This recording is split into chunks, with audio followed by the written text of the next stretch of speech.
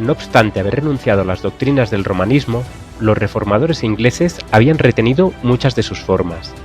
De manera que aunque habían rechazado la autoridad y el credo de Roma, no pocas de sus costumbres y ceremonias se incorporaron en el ritual de la Iglesia anglicana. Se aseveraba que esas cosas no eran asuntos de conciencia, que si bien no estaban ordenadas en las Escrituras y por tanto no son esenciales y tampoco estaban prohibidas, no eran intrínsecamente malas. Ellos argumentaban que por medio de su observancia se estrechaba el abismo que separaba a las iglesias reformadas de Roma, y que eso promovería la aceptación de la fe protestante por parte de los romanistas. Suscríbete a nuestro canal de YouTube. No olvides darle a la campanita para recibir una notificación para cuando subamos el próximo video.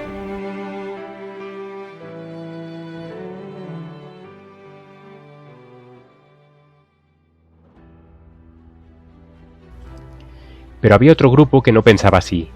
El hecho de que tales prácticas tendían un puente entre Roma y la Reforma era para ellos un argumento terminante contra ello. Arguían que en su palabra Dios tiene establecidas reglas para su culto, y que los hombres no tienen libertad para quitar ni añadir otras. El comienzo de la gran apostasía consistió precisamente en que se quiso suplir la autoridad de Dios con la de la Iglesia. Roma empezó por ordenar lo que Dios no había prohibido, y terminó por prohibir lo que él había ordenado explícitamente. Muchos deseaban ardientemente volver a la pureza y sencillez que caracterizaban a la Iglesia primitiva. Consideraban muchas de las costumbres arraigadas en la Iglesia anglicana como monumentos de la idolatría y no podían a conciencia unirse en su culto. A principios del siglo XVII, el monarca que acababa de subir al trono de Inglaterra declaró que estaba resuelto a hacer que los puritanos se conformaran, o fueran expulsados del país o tratados peor todavía. Acechados, perseguidos, apresados, no esperaban mejores días para lo porvenir, y muchos se convencieron de que para los que deseaban servir a Dios según el dictado de su conciencia, Inglaterra había dejado de ser lugar habitable. Algunos decidieron refugiarse en las playas hospitalarias de Holanda. Eran forasteros en tierra extraña, entre gente de costumbres y lenguas diferentes de las de ellos. Hombres de mediana edad, que se habían ocupado durante toda su vida a labrar la tierra, se vieron en la necesidad de aprender oficios mecánicos, pero se acomodaron animosamente a la situación. Aunque afectados a menudo por la pobreza, daban gracias a Dios por las bendiciones que les concedía y se regocijaban de poder tener comunión espiritual sin que se los molestara. En medio del exilio y las penurias, su amor y su fe se fortalecieron. Confiaban en las promesas del Señor, y Él no les falló en tiempos de necesidad. Sus ángeles estaban a su lado para animarlos y sostenerlos, y cuando les pareció ver la mano de Dios señalándoles hacia más allá del mar, a una tierra donde podrían fundar un estado y dejar a sus hijos el precioso legado de la libertad religiosa, avanzaron sin miedo por el sendero que la providencia les indicaba. La Iglesia había sido humillada para poder ser exaltada. Dios iba a manifestar su poder en beneficio de ella para dar al mundo otra evidencia de que Él no abandona a quienes confían en Él. La persecución y el exilio estaban abriendo el camino a la libertad. En cuanto se vieron obligados a separarse de la Iglesia anglicana, los puritanos se unieron en solemne pacto, para caminar juntos en todos sus caminos conocidos o por conocer. Este era el verdadero espíritu de la Reforma, el principio esencial del protestantismo. Con este fin partieron los peregrinos de Holanda en busca de un hogar en el Nuevo Mundo. Juan Robinson, su pastor, dijo a los exiliados en su discurso de despedida: «Hermanos, dentro de muy poco tiempo vamos a separarnos, y solo el Señor sabe si viviré para volver a ver sus rostros, pero sea cual fuere lo que el Señor disponga, los exhorto ante Dios y sus santos ángeles a que me sigan no más allá de lo que he seguido a Cristo. Si Dios quiere revelarles algo por medio de algún instrumento suyo, estén listos a recibirlo como lo estuvieron para recibir alguna verdad por medio de un ministerio, pues estoy seguro de que el Señor tiene más verdades y luces que sacar de su santa palabra». La condición de las iglesias reformadas han llegado a un punto final en religión y no quieren ir más allá de a donde llegaron los promotores de la Reforma. No se puede hacer ir a los luteranos más allá de lo que Lutero vio, y a los calvinistas se mantienen con tenacidad en el punto en que los dejó el gran siervo de Dios, quien, sin embargo, no vio todas las cosas. Por más que en su tiempo fueron luces que ardieron y brillaron, no llegaron a penetrar todos los planes de Dios, pero si ellos vivieran hoy, estarían tan dispuestos a recibir la luz adicional como lo estuvieron para aceptar la primera que les fue dispensada.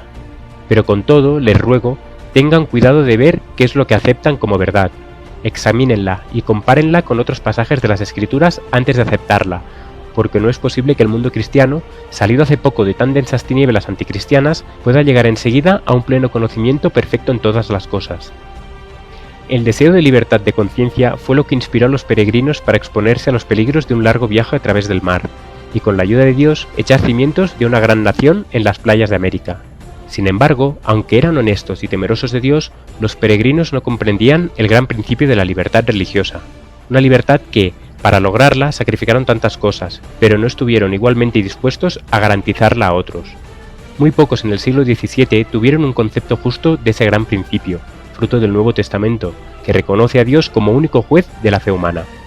La doctrina de que Dios ha concedido a la Iglesia el derecho a regir la conciencia y a definir y castigar la herejía es uno de los errores papales más profundamente arraigados. Mientras los reformadores rechazaban el credo de Roma, ellos mismos no estaban completamente libres de su espíritu de intolerancia. En la colonia Bahía de Massachusetts, los colonos acordaron que solo los miembros de la Iglesia tendrían voz en el gobierno civil. Se organizó una especie de iglesia estatal, en la cual todos debían contribuir para el sostén del ministerio, y los magistrados estaban autorizados a suprimir la herejía. De esa manera el poder secular quedaba en manos de la Iglesia, y no se hizo esperar mucho el resultado inevitable de semejantes medidas, la persecución. 11 años después de fundada la primera colonia, Rogelio Williams llegó al Nuevo Mundo. Como los primeros peregrinos, vino para disfrutar de la libertad religiosa, pero de ello se diferenció en que él vio lo que pocos de sus contemporáneos había visto, que esa libertad es derecho inalienable de todos, cualquiera que fuere su credo. Era un investigador diligente de la verdad, y junto con Robinson sostenía que era imposible que ya se hubiese recibido toda la luz que dimana de la palabra de Dios. Williams fue la primera persona del cristianismo moderno que estableció el gobierno civil de acuerdo con la doctrina de la libertad de conciencia, la igualdad de opiniones ante la ley. Manifestaba que era deber de los magistrados restringir el crimen, pero nunca regir la conciencia. Decía: el público, los magistrados, pueden fallar en lo que atañe a lo que los hombres se deben unos a otros, pero cuando tratan de señalar a los hombres las obligaciones para con Dios, obran fuera de su lugar, y no puede haber seguridad alguna, pues resulta claro que si el magistrado tiene tal facultad, bien puede decretar hoy un conjunto de opiniones y creencias, y mañana otro contrario, tal como lo hicieron en Inglaterra varios reyes y reinas, y en la Iglesia romana los papas y los concilios, a tal extremo que la religión se ha convertido en una completa confusión. La asistencia a los cultos de la Iglesia establecida era obligatoria so pena de multa o encarcelamiento. Williams reprobó tal ley. Él consideraba que obligar a hombres de diferentes credos a unirse entre sí era una flagrante violación de los derechos naturales. Forzar a la adoración pública a los irreligiosos era tan solo exigirles que fueran hipócritas. Él agregaba: nadie debe ser obligado a practicar ni a sostener un culto contra su consentimiento. Sus antagonistas, espantados de los principios expresados por Williams, exclamaban: ¿qué? ¿No es el obrero digno de su salario? Él replicaba: sí, cuando ese salario se lo dan los que quieren contratarlo. Rogelio Williams era respetado y amado, sin embargo, su actitud resuelta al negarle a los magistrados civiles alguna autoridad sobre la Iglesia y exigirles libertad religiosa no podía ser tolerada. Lo sentenciaron a ser desterrado de las colonias y, finalmente, para evitar que lo arrestasen, se vio obligado a huir en medio del frío y las tormentas invernales y a encontrar refugio en las selvas vírgenes.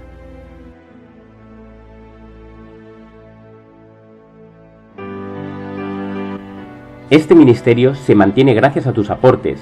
Si quieres contribuir, ve a laverdadilustrada.com o a la descripción de este vídeo.